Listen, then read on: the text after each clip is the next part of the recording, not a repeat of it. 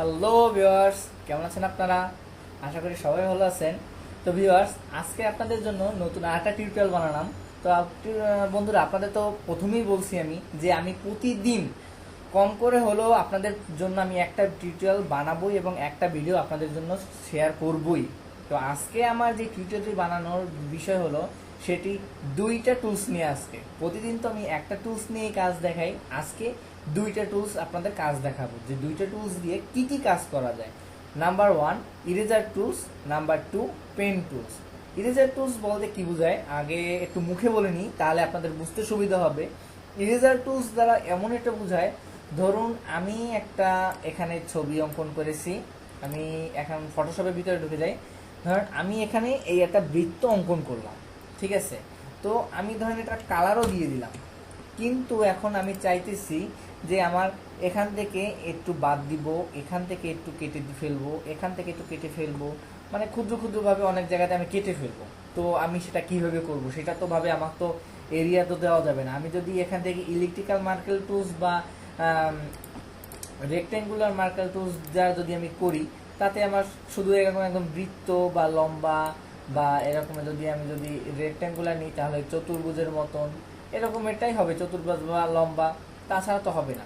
যদি আমি চাই যে এখান থেকে এটা আমি কেটে ফেলবো, সেটাও সম্ভব। তো কিভাবে সম্ভব, তো আজকে সেটাই আপনাদের দেখাবো। তো আমি আগে পুনরায় আগের মতন ফিরে যাই। তো আমি প্রথমে এখানে একটা পেজ নিলাম। তো আপনাদের প্রতিদিন তো পেজটি কীভাবে নিতে সেটা তো দেখানোর দরকার নেই, কারণ আপনারা তো পারেন, অনেক পারেন, আমার চেয়ে অনেক ভালো পারেন আপনারা। তো আমি এখানে প্রথমে একটা সার্কেল নিলাম। সার্কেল নেওয়ার পরে আমি এটাতে একটা কালার দিলাম, এখানে প্রিন্ট কালার। এরপর আরেকটা আমি এখানে লেয়ার নিলাম, লেয়ার পরে এটাকে আমি দিলাম রেড, ঠিক আছে? তো বন্ধুরা দেখুন, আমি যে এখানে কিন্তু আমার দুইটা বৃত্ত একইভাবে একই স্থানে একই কেন্দ্রবিন্দু একই ব্যাসার্ধ থাকায় এখানে কিন্তু পিছনের ব্যাকগ্রাউন্ডে যে এই যে আমার একটা গোলাপি বা প্রিন্স কালারের যে একটা বৃত্ত আছে, এটা বোঝায় না। দেখুন, এটা কিন্তু এখন রেড। যদি আমি এই আইকনটা উঠে দিই, তখন এখানে এটা হয়ে গেল প্রিন্স কালার।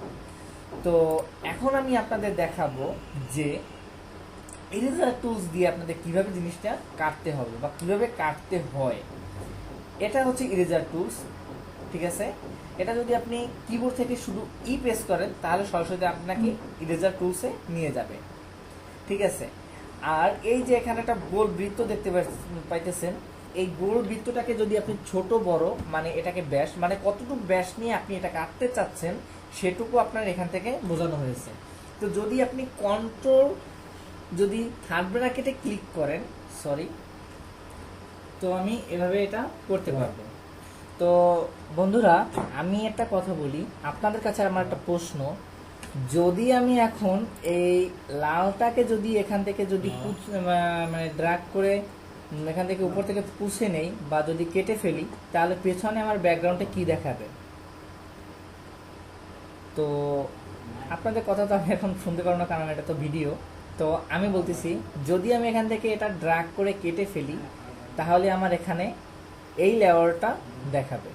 এই লেয়ারের যে কালারটা, এই কালারটা আমার এখানে পেস্ট করবে, ঠিক আছে? এই কালারটা কেটে ফেলবে। তো দেখি,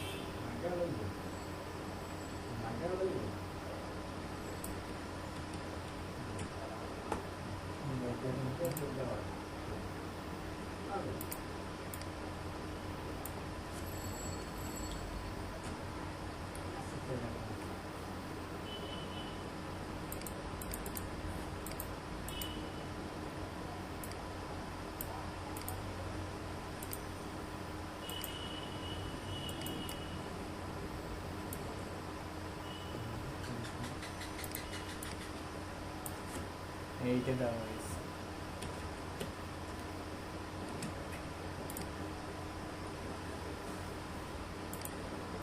বন্ধুরা, আমার এখানে সাদা আসার কারণ হচ্ছে আমার এইখানে এই টিক চিহ্নটা দেওয়ার, এর জন্য আমি টিক চিহ্নটা উঠিয়ে দিই। এখন যদি আমি এখান থেকে যদি ড্রাগ করে যদি কেটে ফেলি, তাহলে দেখুন এখানে কি আসে। দেখুন এখানে কিন্তু আমার পিছনের ওই কালারটি কিন্তু আমার আসে, ঠিক আছে। তো এভাবেই আমি পিছনের কালারটা আমি এভাবে সামনে ড্র করতে পারি। দেখলেন কীভাবে আমি পিছনের কালারের সামনে আনলাম। তো এইভাবে আমি পেছনেরটা সামনে আনতে পারি। তো এখন আমি আপনাদের দেখাবো, যদি আমি এখানে ড্রাগ করি তাহলে এখানে আমার কি কাটে বা কোনো অংশ কাটে কিনা। এখান থেকে তো আমার এই অংশটা কাটে। আমি যদি পিছনেরটা যদি কাটতে চাই, দেখুন এখান থেকে কিন্তু আমি কাটতেছি, বুঝাচ্ছে না। যদি আমি লালটা উঠিয়ে দিই, দেখুন এখানে কিন্তু আমার ঠিকই এটা কাটতেছে, কারণ আমি ছিলাম লেয়ার অনে, ঠিক আছে। এখান থেকে এটা কাটবে, কিন্তু আমি যদি লালের উপর পেস্ট যতই করি লাল কাটবে না। ও লাল, আমি তো লাল লেয়ারটে গেছি। যদি আমি এই লেয়ারটে থাকা অবস্থায় যদি আমি কাটি, কখনোই আমার এটা কাটবে না। তো লেয়ারটের কারণে আমার কিছুটা রং ডিস্টেন্স হয়। তো দেখুন আমি এবার এখান থেকে এই অংশটুকু কেটে নিই, ব্যাস। মাঝখান থেকে আমি এটাকে 4টা অংশে ভাগ করে দিলাম। এখন আমি এখান থেকে ইরেজার টুলস দিয়ে যদি সিলেক্ট করি, দেখুন এখানে কিন্তু শুধুমাত্র একটা লাল ঘরের শুধু এটুকুই সিলেক্ট হয়েছে। তো আমি চাই এখান থেকে এটাও সিলেক্ট করবো, এটাও সিলেক্ট করবো, এটাও সিলেক্ট করবো, এটাও সিলেক্ট করবো, কিন্তু দেখুন আমি এখানে কিন্তু সব সিলেক্ট করতে পারছি না। তো এটা কিন্তু দুইভাবে সিলেক্ট করা যায় এই 4টা ঘর সিলেক্ট করার জন্য।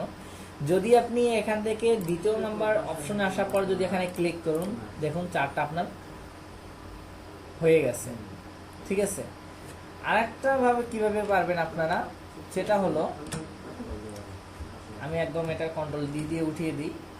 শুধু আপনারা কন্ট্রোল প্রেস করে লালের উপর ক্লিক করুন, দেখুন এক ক্লিকেই মাত্র সবগুলো হয়ে গেল। তো খুব মজার না, যে আমি এতগুলো ক্ষুদ্র অংশ একসঙ্গে তাড়াতাড়ি করে ফেললাম। আপনাদের আরও একটু ভালোভাবে দেখাই দিই। আমি কন্ট্রোল জেড দিয়ে আমি এটা সরিয়ে নিই। তারপর দেখুন এটাকে আমি আরও অনেক টুকরো করব। তো এখন ছোট আকার করব, আমি ছোট ছোট অনেক ক্ষুদ্র ক্ষুদ্র করলাম।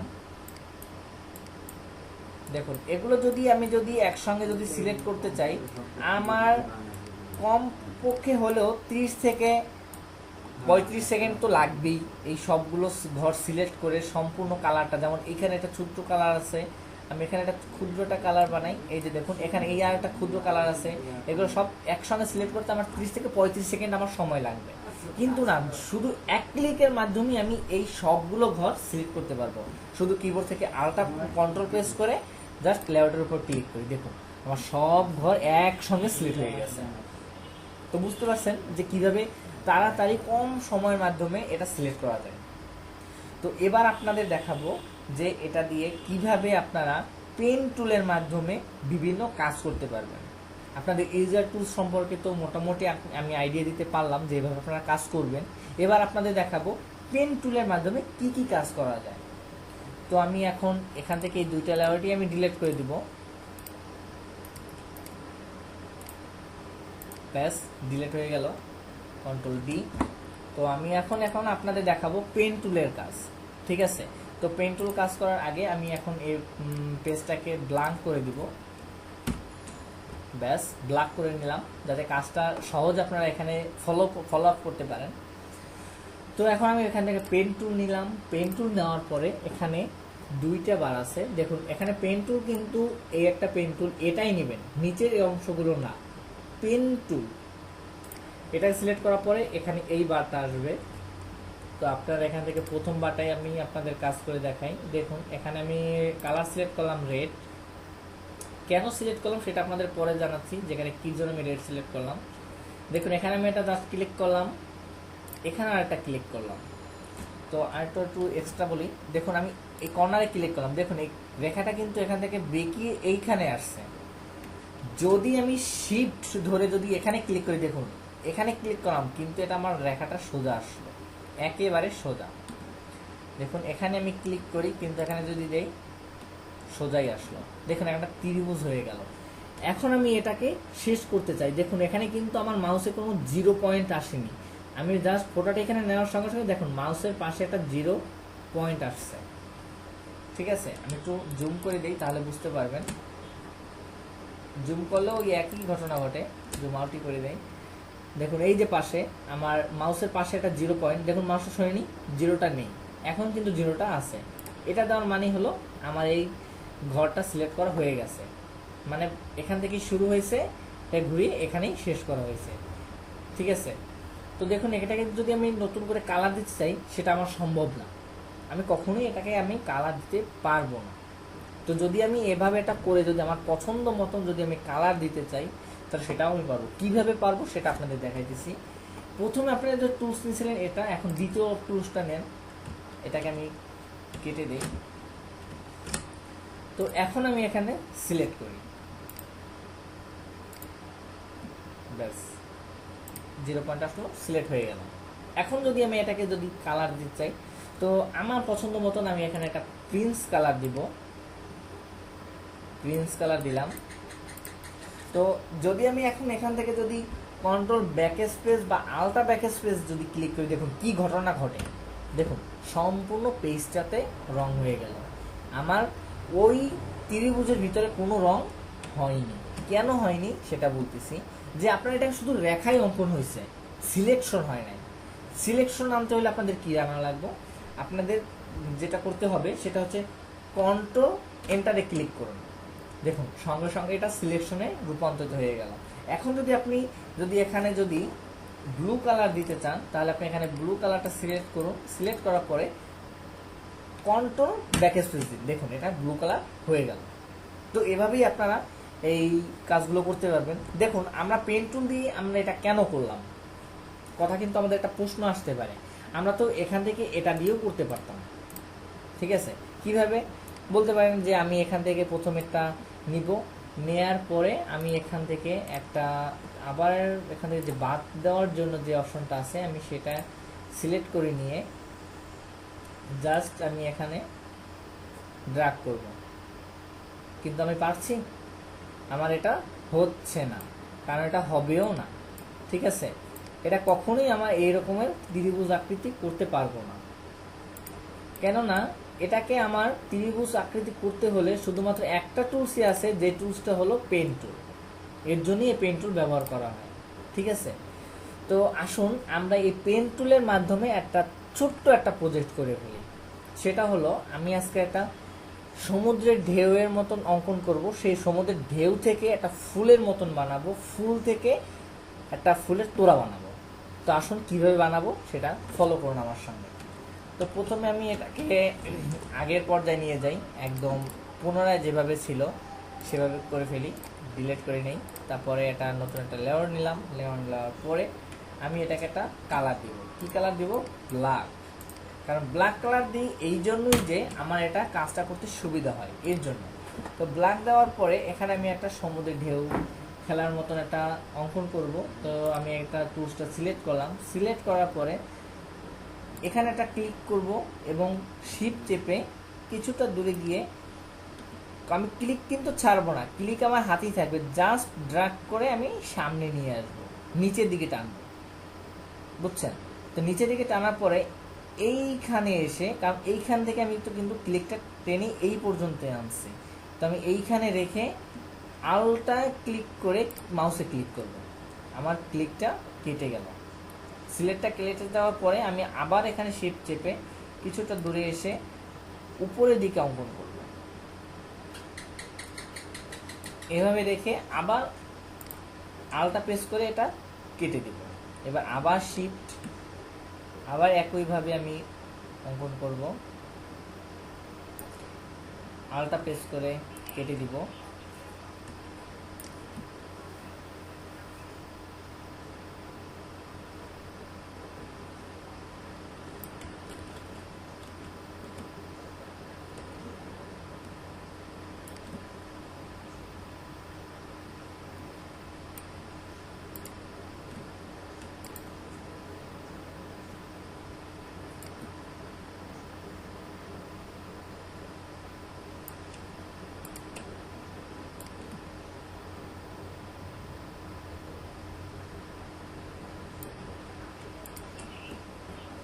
ব্যাস আমি একটা ঢেউয়ের মতন অঙ্কন করলাম। এবার আমি উপর থেকে আরেকটা ঢেউ অঙ্কন করব একইভাবে। তো আমি প্রথমে এখানে সিলেক্ট করি,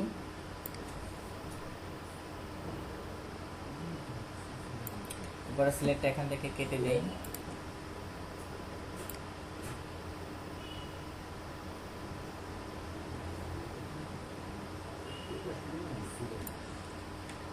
দেখুন আমি একটা গ্রাফ অঙ্কন করলাম।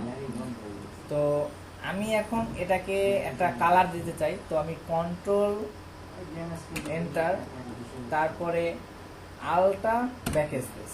দেখুন আমার একটা অঙ্কন হয়ে গেল। তো আমি এটাকে কালার দেওয়ার আগে আমি একটা নতুন একটা লেয়ার নিই, লেয়ার নেওয়ার পর এটাকে আমি এখন কালার দিই, তাহলে আমি এটাকে মুভমেন্ট করতে পারবো।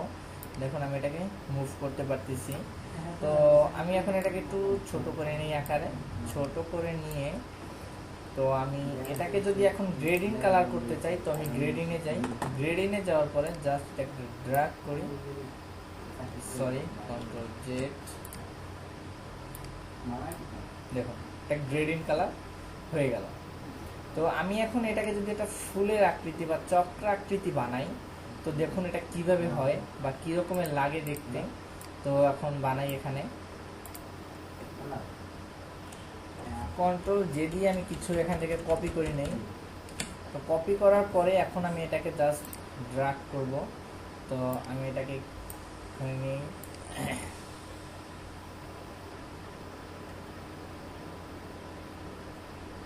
ব্যাস এভাবে রাখি। পরেরটাও আমি একইভাবে যেভাবে আমরা ফুল বানিয়েছিলাম ঠিক সেইভাবেই আমরা এটা করব। তো দেখুন আমি একটা ড্র্যাগ করে একটা ফুলের মতন অঙ্কন করলাম। তো দেখতে বেশি একটা ভালো লাগে না, তো জাস্ট আপনাদের দেখানোর জন্য আর কি বানাইলাম, ঠিক আছে। তো এভাবে আপনারা একটা ফুল বানাতে পারেন বা বিভিন্ন ব্যাকা তারা করতে পারেন। এবার আপনাদের দেখাবো একটা ছাতা কিভাবে অঙ্কন করতে হয়। আমি একটা দেখি ছাতা অঙ্কন করতে পারি কিনা আপনাদের জন্য, কারণ বর্ষাকালে ছাতাই ভরসা। ছাতা ছাড়া যদি বের হয় বাইরে তাহলে তো বুঝেন এখনকার অবস্থা। তো ছাতা অঙ্কন করার জন্য আমি এখান থেকে এই পেজটাই নিব, নেওয়ার পরে এটাকে এখন ব্ল্যাক করে দিব। তো ব্ল্যাক, এবার একটা নিউ লেয়ার নিলাম। এবার পেন টুল দিয়েই শুধু আমি ছাতাটাকে অঙ্কন করব, জাস্ট শুধু পেন টুল, আর কোনো টুলস নয়, ঠিক আছে। তো ছাতার জন্য প্রথমে তো একটা ঢেউয়ের মতন দরকার হবে, তো আমরা প্রথমেই সেটাই অঙ্কন করব। ব্যাস এখান থেকে এই পর্যন্ত। তো এবার আমি ছাতার জন্য এখানে ব্যাস এতটুকুতেই আমার ছাতাটা হবে।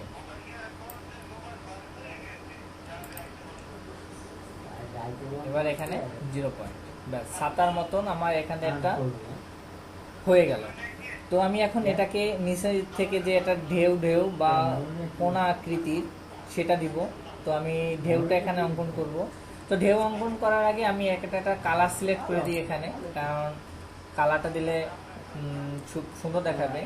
তো আমি এখান থেকে অলটা এন্টার দিলে এটা সিলেক্ট হলো। সিলেক্ট হওয়ার পর আমি এটা প্রিন্স কালার দিলাম। প্রিন্স কালার না দিলে আমি একটা গ্রেডিং কালার দিলাম। এখন এটা গ্রেডিং দিলে খুব সুন্দর লাগবে। তো আমি এটা একটা গ্রেডিং কালার দিই, ব্যাস একটা গ্রেডিং কালার দিলাম। গ্রেডিং দেওয়ার পরে এখন আমি চাচ্ছি যে এখান থেকে একটা নিচ থেকে একটা ঢেউ ঢেউ আকৃতির হবে। তো ঢেউ ঢেউ আকৃতির জন্য আমি সেটা এখন পেন টুল দিয়ে অঙ্কন করব। তো ঢেউ ঢেউ অঙ্কন করার আগে যদি আমি কন্ট্রোল থেকে সেমিকোলন টিপ দিই, তাহলে দেখুন একটা গ্রাফ চার্ট আসবে। তো আমি গ্রাফ চার্টের মাধ্যমে এখন আমি এই চিত্রটি খুব সুন্দরভাবে অঙ্কন করব। তো আমি এখানে আগে গ্রাফ চার্টে এটা বসাই নিই। তো বন্ধুরা প্রথমে আমি এটা একটু কমিয়ে নিই, এখানে গ্রাফ চার্টে বসালাম, এখানেও একটু গ্রাফ চার্টে বসালাম, ব্যাস উপরে অঙ্কন করলাম। ব্যাস একটু নিচে ড্রাগ করি, ব্যাস ওকে হয়ে গেল। এবার আমি এখানে এটা ঢেউ ঢেউ অঙ্কন করব। তো ঢেউ ঢেউ অঙ্কন করার জন্য আমি পেন টুলটা নিলাম। পেন টুল নেওয়ার পরে এইখানে ক্লিক করলাম, শিফট ধরে এখানে আসলাম, আসার পরে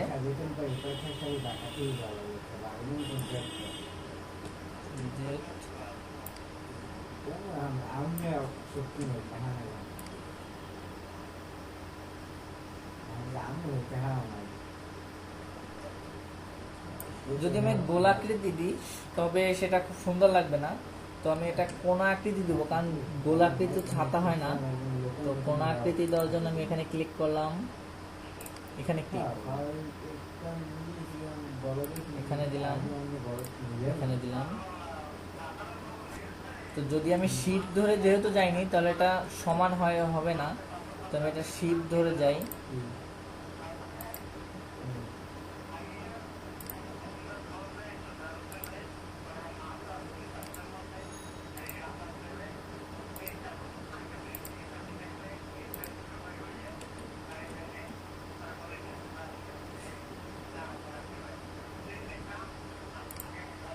ব্যাস, ওকে, আমার এটা হয়ে গেল।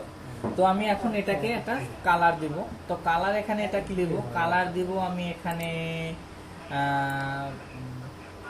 ব্লু কালার দেই। তো কন্ট্রোল এন্টার, এবার আলটা ব্যাক স্পেস, দেখুন এটা কোন আকৃতির হয়ে গেল। তো আমি এখানে একটা লম্বা একটা ডাটের মতন দিব। তো গ্রাফটা আমি উঠাই দিই। ডাটটা আমি অঙ্কন করার জন্য আমি এটাকে এখন বন্ধ করে দিই, এটাও বন্ধ করে দিই, কন্ট্রোল ডি।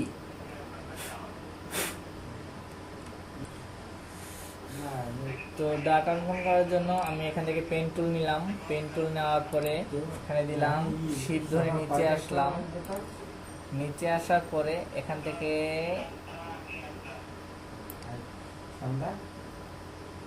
এরকমই দিলাম।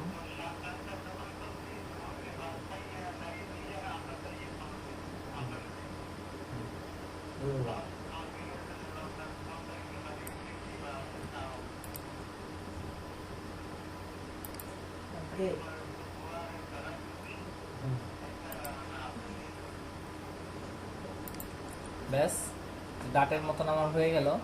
তো আমি এখন এটার কালার দিব হলুদ কালার।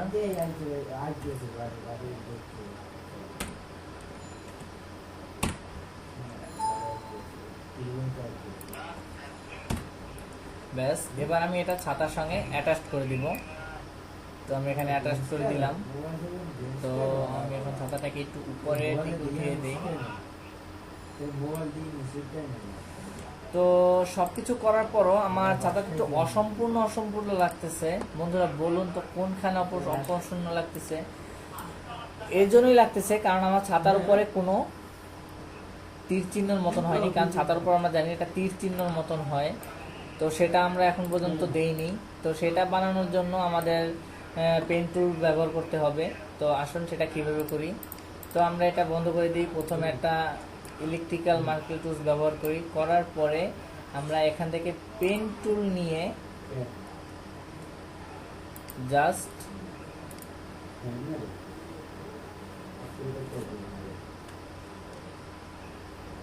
আমি এটা ত্রিভুজ অঙ্কন করলাম। ত্রিভুজ অঙ্কন করার পরে আমি এটাকে এখন একটা কালার দিব। তো আমি আগে এটাকে আমি সিলেক্ট করে নিলাম। সিলেক্ট করার পরে আমি এটাকে একটা কালার দিলাম, হলুদ কালার। তো আমি এটা লেয়ার নিয়ে নিই, লেয়ার নাহলে এর এখানে কাজ করবে না। ব্যাস, এবার আমি এখানে এটা পেস্ট করি, ঠিক আছে? তো পেস্ট করার জন্য আমি এটা একটু নিচে আনি, নিচে আনার পরে জাস্ট এখান থেকে এটা সরিয়ে দিই। ব্যাস, এখান থেকে আমি এখন সিলেক্টটা উঠিয়ে দিব।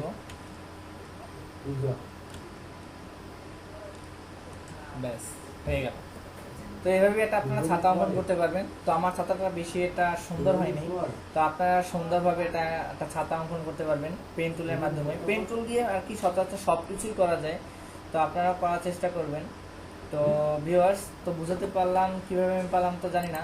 তো আজকে হয়তো ভিডিওটা আমার সেরকম ভালো হয়নি, তো আশা করব আমি আপনাদের সামনের ভিডিওগুলোতে আরও এক্সপ্রেশন দিতে। তো ভিউয়ার্স, ভালো থাকবেন, বাই বাই।